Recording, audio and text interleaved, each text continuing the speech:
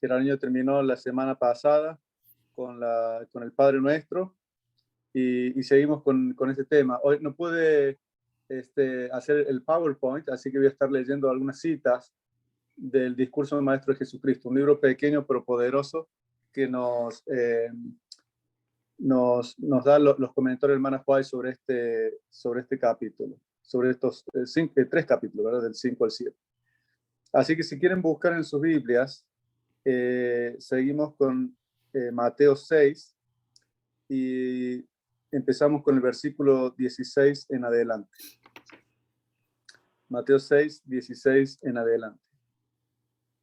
Y de paso, con el paso de los tiempos, ya llevamos por lo menos 8 meses, me parece, 7, 8 meses haciendo estas reuniones.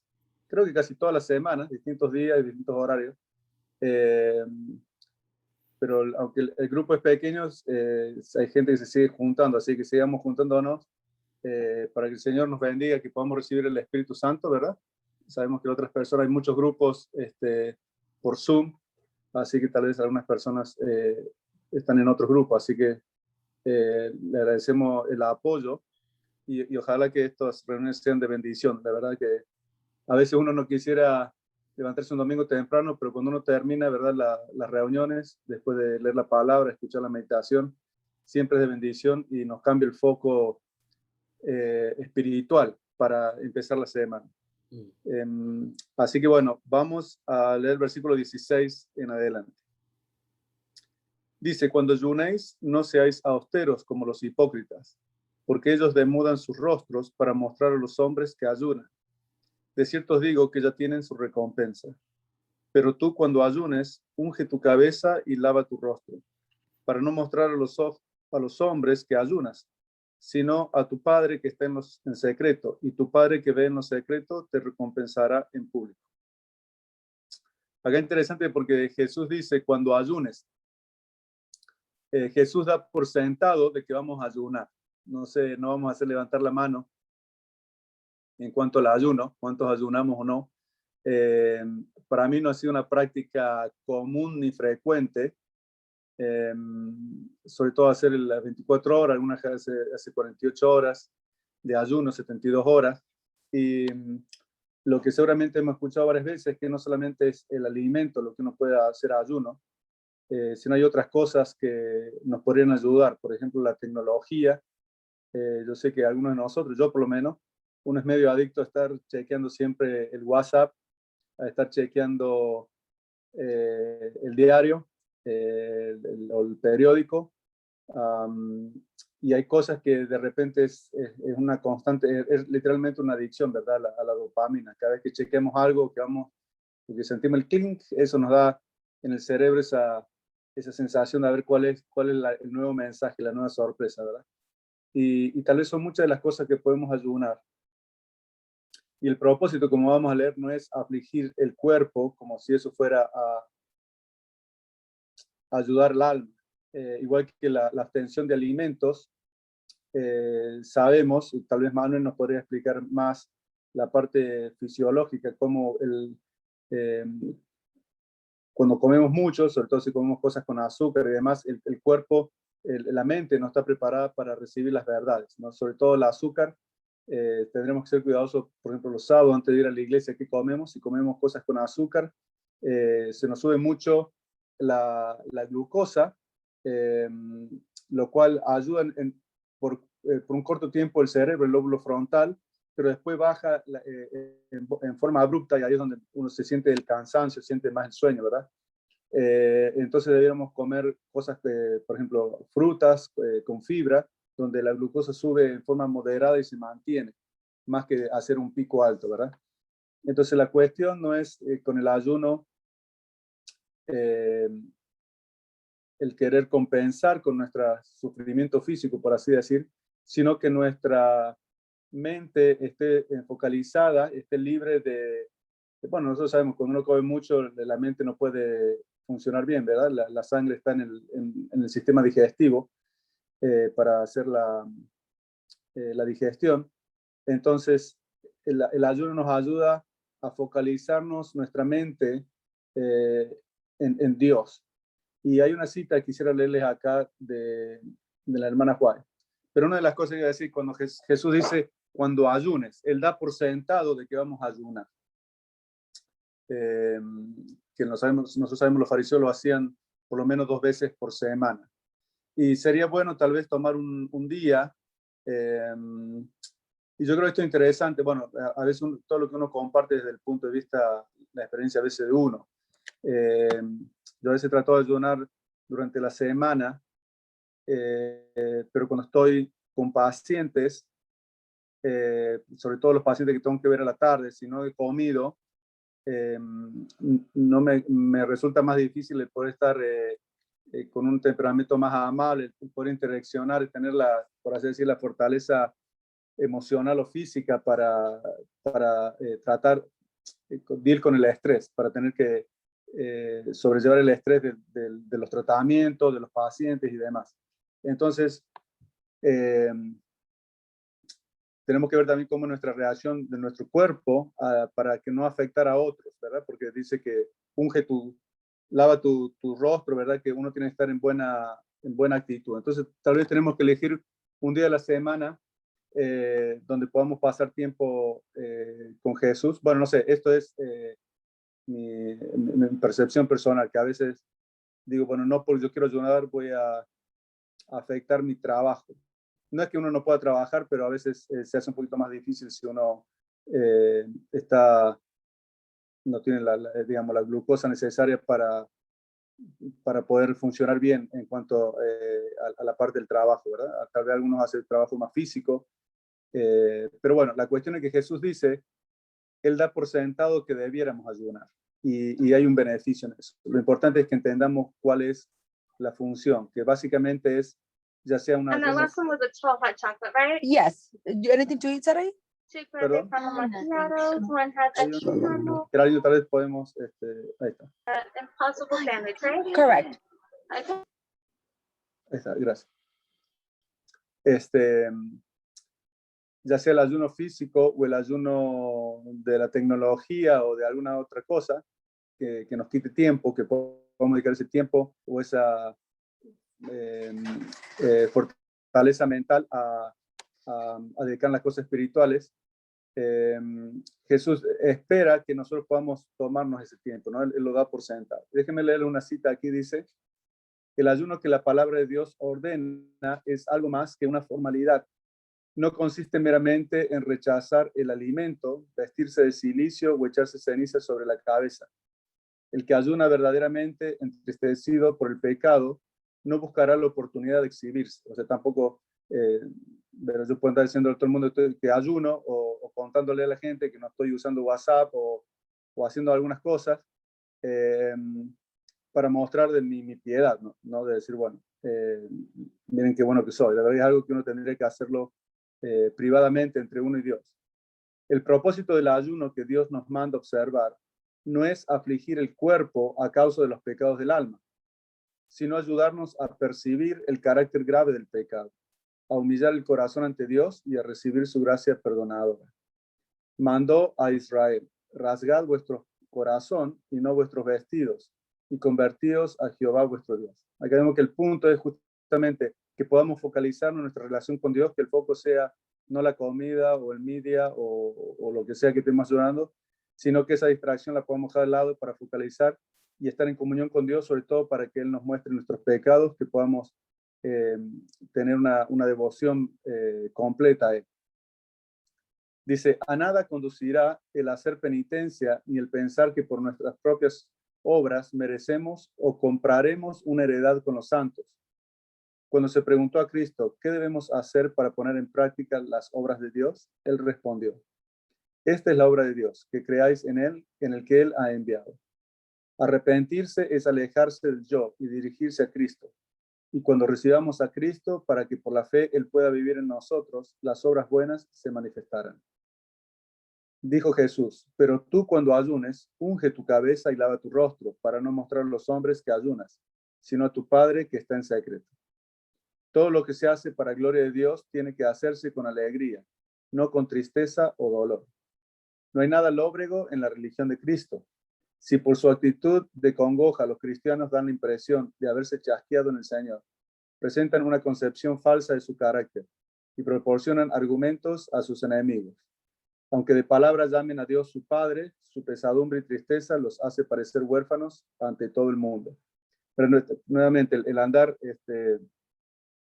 afligido, mostrando que uno está ayunando, no da una buena impresión de Dios. Inclusive eso deberíamos hacerlo con alegría, en el sentido de que estamos en comunión con Cristo, ¿no? Esta cita, los últimos días han sido un poquito difíciles para mí, nada particularmente malo, simplemente algunas luchas espirituales, emocionales, y me vino esto a la mente cuando estaba leyendo, que dice,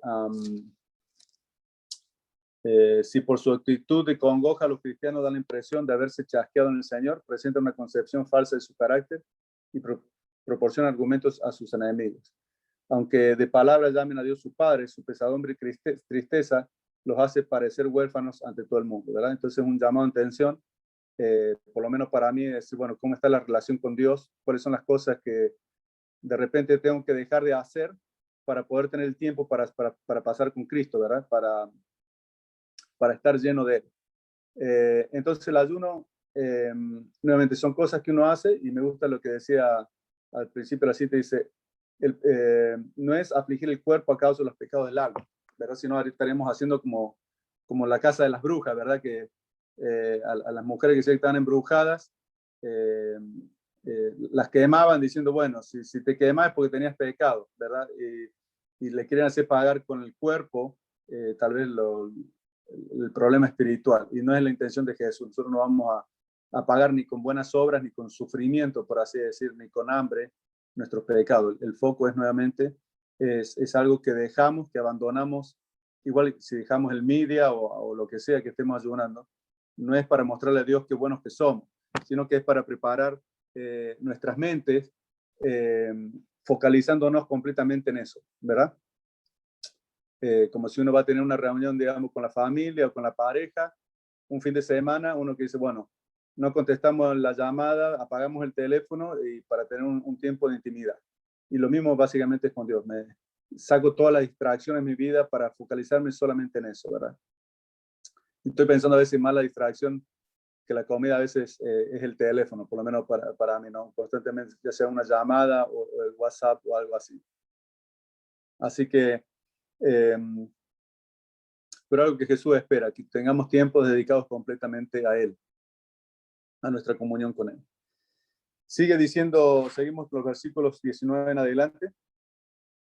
Son versículos muy conocidos. Dice, no os hagáis tesoros en la tierra, donde la polilla y el orín corrompen, y donde ladrones minan y hurtan, sino haceos tesoros en el cielo, donde ni la polilla ni el orín corrompen, y donde ladrones no minan ni hurtan. Porque donde esté vuestro tesoro, allí también estará vuestro corazón. Dice, no os hagáis tesoros en la tierra. Y yo creo que posiblemente ninguno de nosotros tiene la meta de hacerse rico. ¿No? No creo que hemos tratado de ser ricos, pero a veces uno ha tratado de producir. Siempre digo a mi hijo, bueno, si Jesús quisiera que yo fuera rico, ya me hubiera hecho rico, ¿verdad? En verdad Dios me ha dado mucho. Pero de vuelta, tal vez no es tanto el afán que uno tenga de tener cosas, pero sí a veces la preocupación que uno puede tener, ¿verdad? ¿Qué vamos a hacer en la jubilación? Lo que nos estamos poniendo más grandes, nuestros hijos con el college, y a veces es la preocupación del mañana. No sé si algunos de nosotros tal vez tengamos el afán, todos posiblemente quisiéramos tener un poco más para poder proveer, por vacaciones y demás. Pero Jesús dice, que no sea ese el foco, dice, sino que haceos tesoros en el cielo. Y lo interesante es de que los tesoros en el cielo son nuestros tesoros, las cosas que nosotros acumulamos en el cielo, y vamos a leer la cita, tal vez a qué se refiere más esto, es algo que el Señor nos está guardando para nosotros. Tiene escrito nuestro nombre allí. Y quisiera leer el comentario que ella hace sobre esto. Dice, se nos permite unirnos con Él en la gran obra de redención y participar con Él en las riquezas que ganó por las aflicciones y la muerte. El apóstol Pablo escribió de esta manera a los cristianos tesalonicenses. ¿Cuál es nuestra esperanza o gozo o corona de que me gloríe? ¿No lo sois vosotros delante de nuestro Señor Jesucristo en su venida? Vosotros sois nuestra gloria y gozo. Tal es el tesoro por el cual Cristo nos manda a trabajar. El carácter es la gran cosecha de la vida.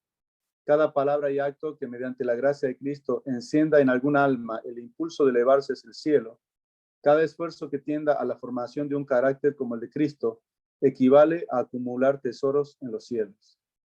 Donde esté el corazón, donde esté el tesoro, allí estará el corazón. Nos beneficiamos con cada esfuerzo que ejercemos en pro de los demás. El que da de su dinero o de su trabajo para la difusión del Evangelio, dedica su interés y sus oraciones a la obra y a las almas a las cuales alcanzará. Sus afectos se dirigen hacia otros y se ve estimulado para consagrarse más completamente a Dios, a fin de poder hacerles el mayor bien posible. En el día final, cuando desaparezcan las riquezas del mundo, el que haya guardado tesoros en el cielo verá lo que su vida ganó. Si hemos prestado atención a las palabras de Cristo, al congregarnos alrededor del gran trono blanco, veremos almas que se habrán salvado como consecuencia de nuestro ministerio. Sabremos que una salvó a otra, y estos aún a otros. Esta muchedumbre, traída al puerto de descanso como fruto de nuestros esfuerzos, depositará sus coronas a los pies de Jesús y lo alabará por los siglos interminables de la eternidad. Con qué alegría verá el obrero de Cristo a aquellos redimidos, participantes de la gloria del Redentor. Cuán precioso será el cielo para quienes hayan trabajado fielmente para la salvación de las almas. Muy interesante, ¿verdad? Esto que nos dice la hermana White, de que el verdadero tesoro del cielo, ¿cuál es ese tesoro en el cielo? Va a ser ver el gozo de otras personas que sean salvas, ¿verdad? Dice la hermana White de que nadie va a ir al cielo sin haber llevado a otra persona. Y tal vez no podamos saber, tal vez algunos sí han podido llevar a una persona dándole el estudio bíblico y demás, pero dice que aún por nuestro ejemplo, por nuestras donaciones, de distinta forma, el Señor sabe cómo es que si hemos tratado de trabajar para Él, Él ha obrado en estas personas. Dice, en el cielo vamos a ver tal vez una persona, dos, y cómo esa persona trajo su familia, sus amigos, y ese va a ser el verdadero gozo, ¿verdad? Como dice Hebreos 12:2, puesto los ojos en Jesús, el autor y consumador de nuestra fe, el cual, por el gozo puesto delante de él, sufrió la cruz. ¿Y cuál fue el gozo de él? Dice la hermana Juan que el gozo de él fue ver los redimidos, ¿verdad? Cuando vinieron tanto Elías como Moisés a hablar con Jesús en el monte de la transfiguración, como así el ángel o los ángeles que vinieron cuando él estuvo en el Getsemaní, ¿verdad? Y cayó casi desmayado. Todos ellos le decían a Jesús de que pensara en la cantidad de miles y millones de personas redimidas por su sacrificio. Y eso fue lo que dice Hebreos 12:2. Por el gozo puesto delante de él sufrió la cruz, ¿verdad? Y entonces cada sacrificio que nosotros podemos hacer monetariamente o tomándonos tiempo, no negándonos nosotros mismos para dar un estudio bíblico, para hacer una llamada a alguien, cada cosa que hagamos en beneficio de otros por el Evangelio, así es como estamos acumulando nuestros tesoros, ¿verdad? Y el Señor seguramente se va a hacer un gozo mucho más grande que el haber tenido una casa más grande, un auto, un viaje. No sé si ustedes han visto la película La lista de Schindler, Schindler's List. Ustedes se acuerdan, él es un alemán, si no me equivoco, creo que él era alemán, que en el tiempo de Hitler, él salvó a muchos, era persona muy rica, era una persona mundana en realidad. No recuerdo bien cómo fue la trama, pero por alguna razón él decide salvar judíos. Y él era una persona de buena posición económica, y él salva, si no me equivoco, 6.000 judíos, una cantidad grande, ¿verdad? Y la parte al final de la película, están en un lugar, él está su auto, y él está con su novia, con su esposa, y están todos los judíos que él salvó, o muchos de ellos. Y entre todos ellos, juntan oro, inclusive se sacan las coronas de oro que tienen, se sacan los dientes.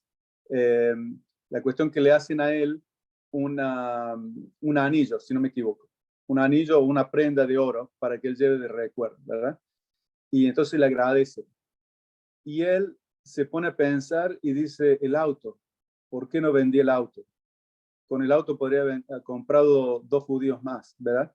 Y mientras todos le están agradeciendo, él se larga a llorar, y si no me equivoco, él tenía una lapicera o algo que se ve que era de valor, y él dice, yo podría comprar más gente. Y él, entonces todos lo abrazan y dicen, no, has hecho demasiado, ¿verdad? Y él dice, no, ¿cómo podría haber salvado más gente? Más de que él había hecho un trabajo impresionante.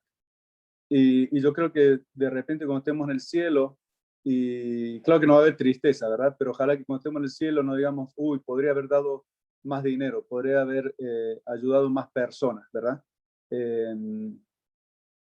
Qué bueno sería que poder ver, qué bueno va a ser poder ver la gente redimida, por la gracia de Dios, y que Dios nos haya usado como instrumento. Pero ojalá que en el cielo, no sé si uno va a tener, no, uno en el cielo no puede tener ese sentimiento de culpa, pero ustedes entienden, ¿no? Que no digamos, uy, podría haber ayudado más gente, ¿verdad? O cuando llegue, si estamos en nuestro lecho de muerte, seguramente, como dice, nadie va a estar pensando en el lecho de muerte cuánto más podría haber trabajado, ¿verdad? Cuánta más plata, lástima que no hice más plata. Uno va a estar pensando cómo no pasé más tiempo con mi familia, cómo no ayudé más personas, ¿verdad? Cómo no me dediqué más a Cristo. Así que ojalá que se pueda hacer nuestra motivación cada día de decir, bueno, ¿cómo voy a hacer tesoro hoy? ¿A quién puedo ayudar? ¿Verdad? Y oremos para que el Señor nos muestre a qué personas podemos ayudar ese día. Y el último versículo que quería comentar hoy dice, déjenme ver, son 2 o 3 más. Versículo 22 dice, la lámpara del cuerpo es el ojo. Así que si tu ojo es bueno, todo tu cuerpo estará lleno de luz. Pero si tu ojo es maligno, todo el cuerpo estará en tinieblas. Así que si la luz que está en ti, así que si la luz que en ti hay es tinieblas, ¿cuántas no serán las mismas tinieblas? En inglés dice, cuando acá dice si tu ojo es bueno, en inglés dice si tu ojo es single, o sea, si tiene solamente un propósito tu ojo, ¿no? Y el único propósito de nuestro ojo, de nuestra vida, debería ser la gloria de Dios, la perfección de nuestro carácter y ayudar a otros. O sea, básicamente traer gloria a Dios, ya sea por nuestra vida o por llevar a otras personas a Él. Y dice la hermana Juay, lo que el Señor señala en estas palabras es la sinceridad de propósito, la devoción indivisa a Dios. Por eso dice, si tu ojo fuera single, si tu ojo tuviera un solo propósito, ¿no? La devoción indivisa a Dios. Si existe esta sinceridad de propósito y no hay vacilación para percibir y obedecer la verdad a cualquier costo, se recibirá luz divina. La piedad verdadera comienza cuando cesa la transigencia con el pecado. Entonces la expresión del corazón será la del apóstol Pablo. Una cosa hago, olvidando ciertamente lo que queda atrás y extendiéndome a lo que está delante, prosigo la meta, al premio del supremo llamamiento de Dios en Cristo Jesús. Aún estimo todas las cosas como pérdida por la excelencia del conocimiento de Cristo Jesús, mi Señor, por amor del cual lo he perdido todo y lo tengo por basura para ganar a Cristo. Cuando la vista está cegada por el amor propio, hay solamente oscuridad. Pero si tu ojo es maligno, todo tu cuerpo estará en tinieblas. Era esta la oscuridad que envolvió a los judíos en obstinada incredulidad y los imposibilitó para comprender el carácter y la misión del que vino a salvarnos de sus pecados. El ceder a la tentación empieza cuando se permite a la mente vacilar y ser inconstante en la confianza en Dios. Si no decidimos entregarnos por completo a Dios, quedamos en tinieblas. Cuando hacemos cualquier reserva, abrimos la puerta por la cual Satanás puede entrar para extraviarnos con sus tentaciones. Él sabe que si puede oscurecer nuestra visión para que el ojo de la fe no vea a Dios, no tendremos protección contra el pecado. Interesante acá nuevamente que nuestra mente, el foco de nuestra vida debe estar en la gloria de Dios y que ni siquiera debiéramos tener un pecado acariciado, ¿verdad? El hermano Juan habla varias veces de eso, de que si tenemos un solo pecado acariciado, que lo estamos haciendo a propósito y que decimos, bueno, Señor, te doy todo menos esto, por ese pecado podemos perdernos, ¿verdad? Que todo el poder del evangelio va a estar reducido simplemente por esa obsesión o por esa falta de entrega completa a Dios. Por eso dice, si tu ojo fuera single, si fueras simple en el sentido no de sencillo, sino único, que nuestro ojo debe tener lo único que debiera mirar nuestro ojo es la gloria de Dios. Justo ayer estaba escuchando un sermón del pastor Goya, que está en Audioverse. Hay 3 temas que él presentó hace 1 o 2 semanas aquí en Loma Linda. Están ahí en Audioverse, muy buenos los sermones. Y decía, el cristiano no va a trabajar, el cristiano va al trabajo para pasar tiempo con gente a la cual Dios le ha entregado a él para que él les predique. ¿No? Porque yo estaba pensando, interesante, porque a veces uno va al trabajo, bueno, tengo que hacer esto, ver los pacientes o cualquiera sea el trabajo, y uno piensa en la parte financiera, lo cual no tiene nada de malo, ¿verdad? Pablo dice, el que no trabaja, el que no coma. Pero debiéramos usar el tiempo con en nuestros trabajos, en nuestros empleos, con la persona que nos asociamos, para poder predicarles a ellos, ¿verdad? Ellas son personas que Dios nos ha puesto en nuestro camino, no solamente para que nos ayuden en el trabajo, sino para que nosotros seamos testigos a ellos, ¿verdad? Y eso a veces es difícil porque en el trabajo puede haber situaciones difíciles o circunstancias, y a veces uno se puede olvidar de que nuestro testimonio es lo más importante, ¿verdad? Con esas personas. Bueno, y el último versículo que quisiera comentar es Mateo 6:24, que dice, ninguno puede servir a 2 señores, porque o aborrecerá al uno y amará al otro, o estimará al uno y menospreciará al otro. No podéis servir a Dios y a las riquezas. Interesante, y la vez la cita, dice ella justamente esto, que ninguno puede. El Señor nos dice que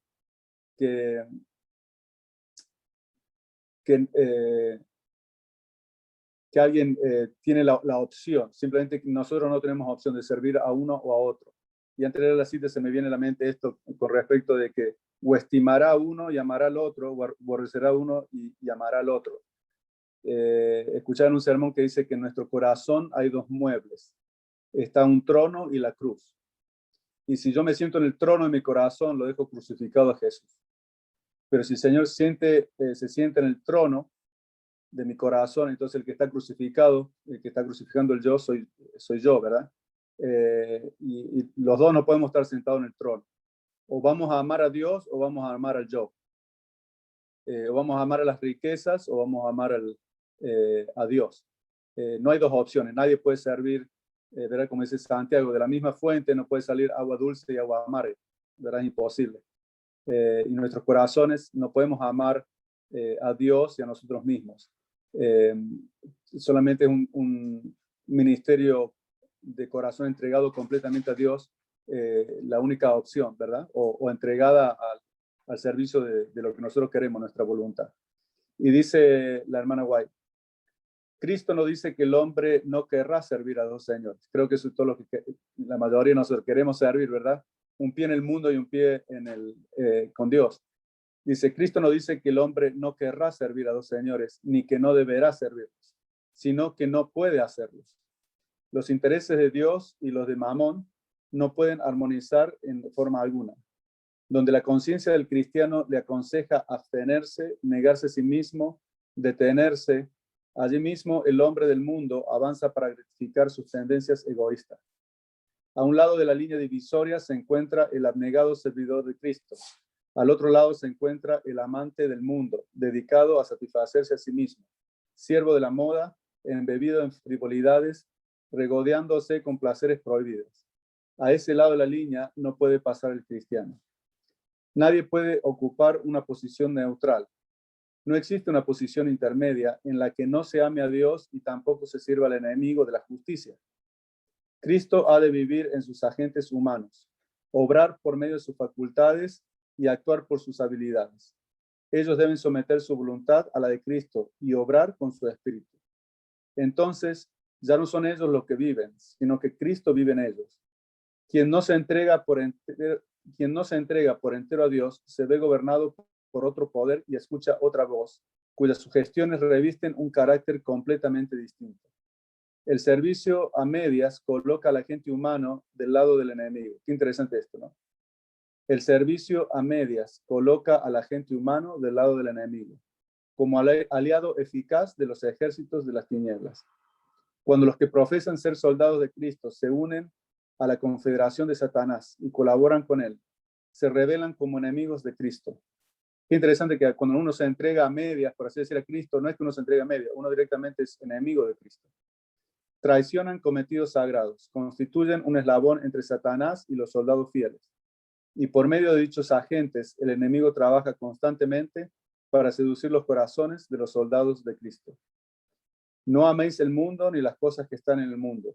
Si alguno ama al mundo, el amor del Padre no está en él. Porque todo lo que hay en el mundo, los deseos de la carne, los deseos de los ojos y la vanagloria de la vida, no proviene del Padre, sino del mundo, ¿verdad? Primera de Juan.